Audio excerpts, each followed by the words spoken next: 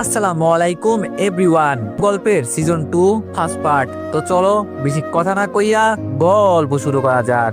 8 মাস পর হঠাৎ দেখি পরিমামের আইডিটি অ্যাক্টিভ, তাই আমি এসএমএস দিলাম, আসসালামু আলাইকুম। কিছুক্ষণ পরে দেখি রিপ্লাই আসলো, ওয়ালাইকুম আসসালাম, কে আপনি? আমি বললাম, আমি যেই হই না কেন, আপনি কে? আর এই আইডির মানুষ তো 8 মাস আগেই মারা গেছে। একটু পর আবার রিপ্লাই আসলো, আপনি কি তাকে চিনেন? আমি বললাম, হ্যাঁ চিনি, কারণ উনি আমার সবকিছু ছিলেন, আমার স্বপ্ন ছিলেন, আমার পুরো দুনিয়া ছিলেন। হি ওয়াজ মাই লাইফ। একটু পর আবার বললেন, আচ্ছা আপনার নাম্বারটা দিন তো। আমি বললাম, কেন?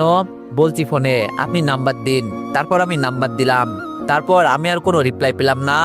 অনেকক্ষণ ফোনের অপেক্ষা করলাম, কিন্তু ফোন কল এসএমএস পেলাম না। মাথায় শুধু একটাই চিন্তা, ম্যামের আইডি কে চালাচ্ছে, আর ফোনটাই বা তার কাছে কেন? রাতে আর ঘুমই ধরলো না। ম্যামের সেই নাম্বারে অনেকবার ফোন দিয়েছি, কিন্তু নাম্বারটা বন্ধ। তাহলে আইডি কিভাবে অ্যাক্টিভ? যাই হোক, সেই সাথে একটু ঘুম আসছে। ঘুম ভেঙে ঘড়ির দিকে তাকিয়ে দেখি বেলা 11টা বেজে 47 মিনিট। আম্মু আমাকে আর ঘুম থেকে এত সকালে উঠাই না, কারণ আম্মু জানে এই 8 মাসে প্রতিটা রাতে আমি অনেক দেরিতে ঘুমাই। রাতে বেলকনিতে দাঁড়িয়ে ম্যামের কবরের দিকে তাকিয়ে কথা বলি। যাই হোক, ঘুম থেকে উঠে একেবারে গোসল করে বাইরে এলাম। কলেজেও খুব একটা যাওয়া হয় না, আর অনিয়মিত স্টুডেন্ট হয়ে গেছি। আম্মু আর বকা দেয় না সেই দিনের পর থেকে। প্রয়োজন ছাড়া তেমন রুম থেকেই বের হই না, কোথাও বেরোনো তো দূরের কথা।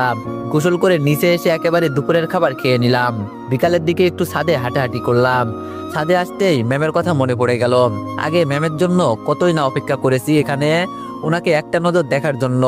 প্রতিদিন গোসল করে কাপড় শুকাইতে ম্যাম ছাদে আসতো, আর আমিও ওনাকে দেখার জন্য কত বাহানা নিয়ে ছাদে আসতাম। এইসব ভাবতেই চোখের কোণা চিকচিক করে উঠলো, চোখ থেকে গড়িয়ে 2 ফোঁটা পানি পড়লো। মন ভালো করার জন্য ছাদে আসলেই ম্যামের কথা মনে হয়, মনটা আরো খারাপ হয়ে যায় বেশি। তাই ছাদে আসাই ছেড়ে দিয়েছি। সন্ধ্যার পর রুমে চলে আসলাম। ফোন হাতে নিয়ে দেখি একটা আননোন নাম্বারে 2টা মিস কল, তাও আবার অন্য দেশের। মনে হচ্ছে আমেরিকার কোনো নাম্বার। যাই হোক, আমি ইগনোর করলাম। এখন খুব একটা ফোনেও অ্যাক্টিভ নাম। রুমে বসে আজকের কবিতা রেডি করছি ম্যামকে শোনানোর জন্য। ঠিক তখনই আবারও ওই নাম্বার থেকে ফোন আসলো। আমি আবারও ইগনোর করলাম, কারণ আমার চেনা জানার মধ্যে বাইরের দেশে কেউ থাকে না। কিছুক্ষণ পর আবার ফোন দিয়েছে। না, এ তো খুব ডিস্টার্ব করছে। তাই ফোন ধরেই বললাম, আচ্ছা মানুষ তো মশাই আপনি, দেখছেন ফোন কেটে দিচ্ছি, তবুও বারবার দিয়ে ডিস্টার্ব করছেন। লোকটি বলল, আপনি কি রাকিব?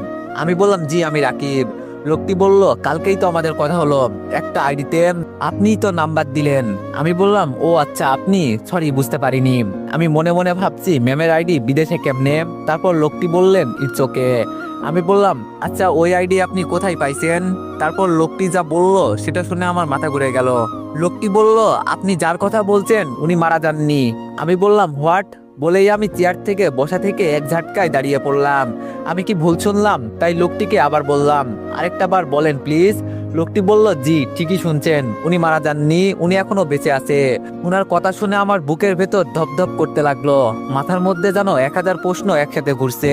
ফোনটা কানে ধরেই কিছুক্ষণের জন্য নিঃশ্বাস বন্ধ হয়ে গেল আমার। উনার এই কথাটা যেন আমার জীবনের মোড় আরেকবার উল্টে দিল। আমি কাপা গলায় আবার বললাম, ভাই আপনি আরেকবার বলেন, আমার পরিমাম বেঁচে আছে, আপনি কি তাকে দেখছেন? ওপাশ থেকে গলা ভেসে এলো,